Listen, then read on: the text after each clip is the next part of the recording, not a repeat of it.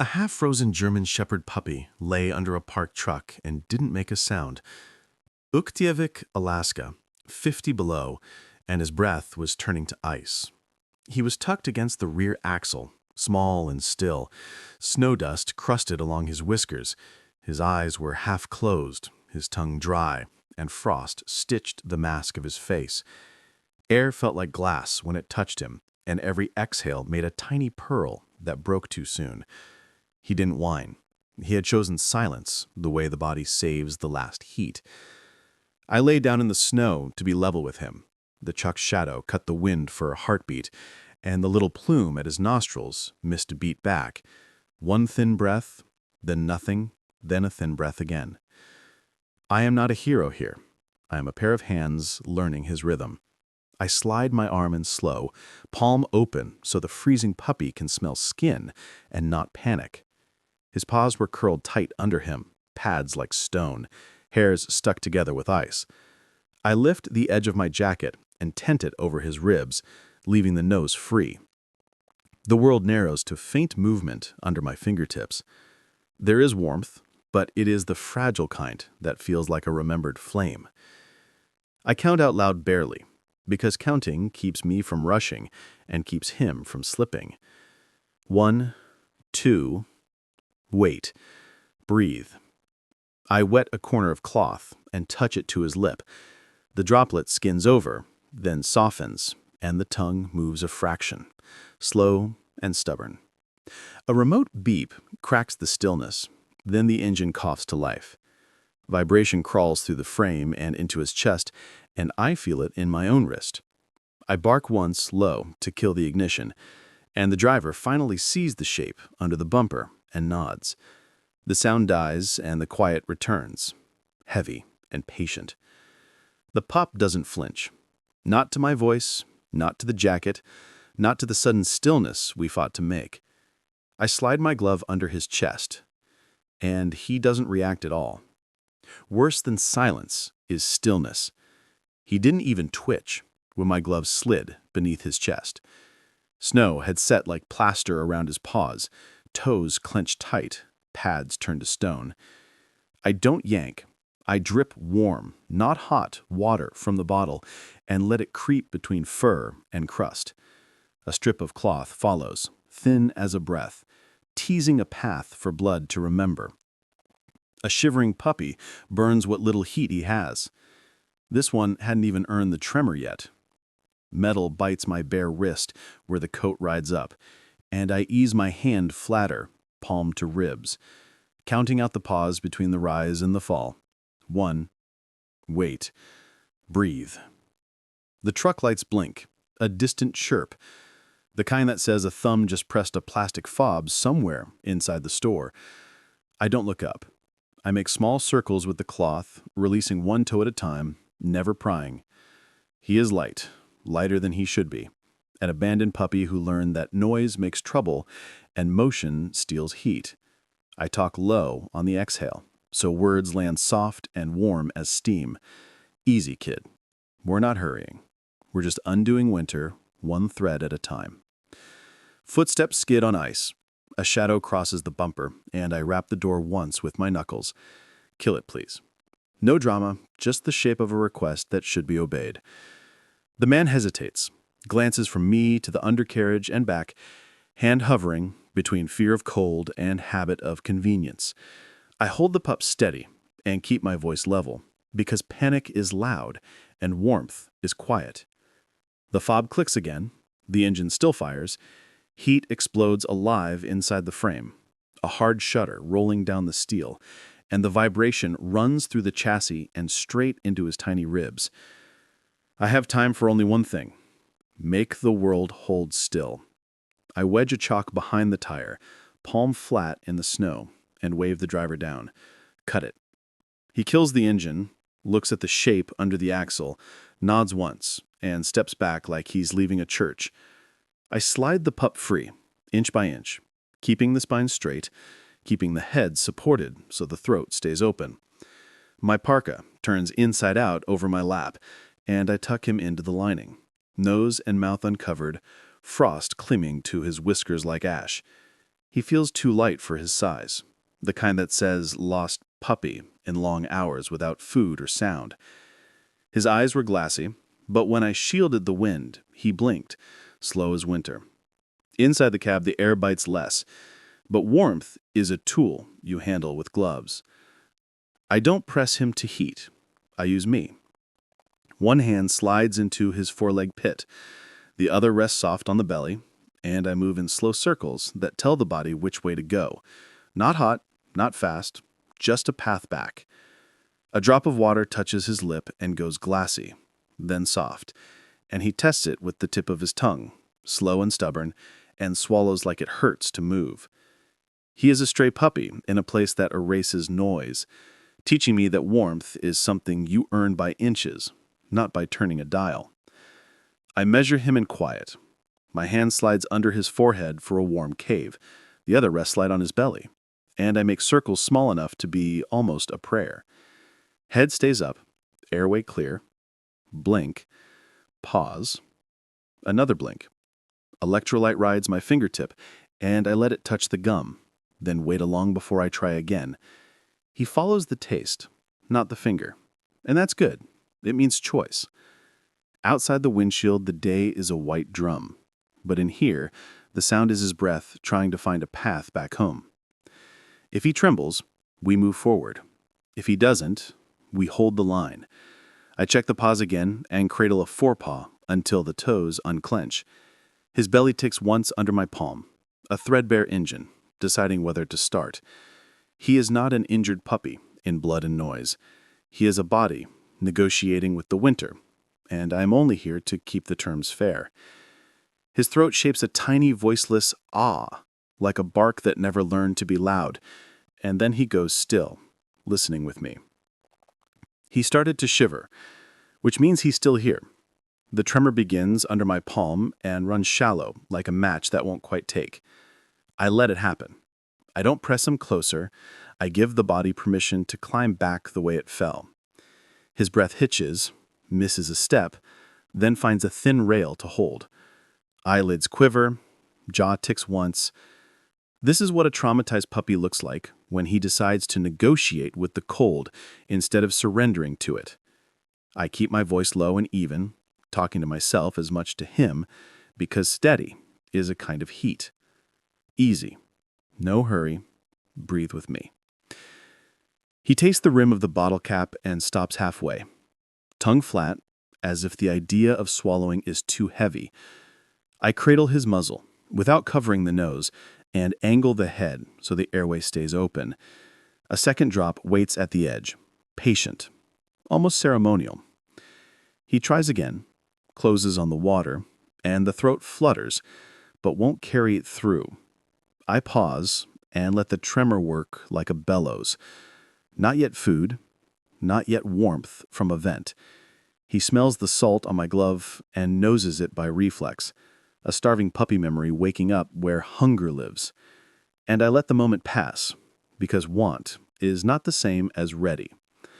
Another small circle under his foreleg. Another count, another breath. The world outside tightens its fist. Wind takes handfuls of powder and slams them against the glass until the daylight turns to chalk. The truck rocks once, then settles, and the window becomes a blind white wall that moves but doesn't show a thing. A distant horn bleeds thin through the gale and fades as if swallowed. They went out, and we were left with the generator and the bright, colorless darkness of day. I sit and count his exhales like borrowed minutes. The generator hums a slow floor under us. Cold without wind, a mercy measured in inches. My hands make a warm cave at his muzzle, so the air he takes doesn't knife him on the way in. He answers with a deeper pull. Not loud, not brave, just more certain than before. I don't stroke him. I hold the rhythm and let him choose the way back. A fearful puppy thrashes. He does not. He tests the space with a blink, a swallow, a thread of breath laid carefully where breath belongs. I keep my forearm along his ribs and give him a steady wall to lean against. We breathe like two metronomes, trying to land on the same beat. Snow hisses against the door and then forgets us. He noses forward by a finger's width and tucks his head beneath my palm. The weight is feather light and absolute. Whiskers shine with wet that wasn't there an hour ago. Tiny beads thawed by stubborn life. I shift the towel over the warmer. Always fabric between, never skin, never hurry. His belly flickers once, then again, then settles into a quiet I can trust. I touch a drop of electrolyte to his gum, wait, and watch the muscle learn to carry it home. This is a healing puppy in the slow language of bodies, a lesson spelled one breath at a time. I don't talk much. Words spend heat. When I do, I speak into the small cave my hands made, so sound arrives soft and close. You're safe, right here. You're writing your way back. He doesn't lift his head, but his ear tips toward the voice like a compass moving north. A siren goes through the blizzard thin and far, then breaks apart in the wind. I try the radio. The signal blinks once and dies. Outside, the day goes dim at the edges, the kind of dim that doesn't wait for evening. Night will get here before the day is finished. When the shiver left, I got truly afraid. The room went quiet in a way that presses on the eardrums, and his chest paused like it had to think. I cut both hands to make a nose dome, not touching, just close enough to hold a pocket of softer air. I angle my face away and breathe to the side, short and steady, so my own warmth doesn't stun him with wet. A snowbound puppy learns to save noise for when it matters. Right now, it matters that he chooses the next inhale on his own. I remember the first shepherd of my childhood. Not nostalgia, just muscle memory of breathing with a friend in a storm. In for 3, out for 4. I lent him the count, not the air. He follows with a tiny lift, then another, then a longer rest that makes me want to shake him, and I do not. I keep the cave. I keep the stillness that says life is allowed to be small while it figures out how to be large again. His eyes slit open and slide past me. Not unfocused, just measuring. He is an emaciated puppy by the strict math of ribs and waist, but there is grammar in the way he swallows, and it's improving. I touch a finger to his gum and wait for the ripple that means yes. It comes late, but clean. A decision and not a reflex. Outside, the blizzard leans on the doors like a tired animal and forgets to stop. He noses the towel once and settles, conserving instead of collapsing. The generator hiccups, then evens out, and in that tiny stagger, my heart trips with it.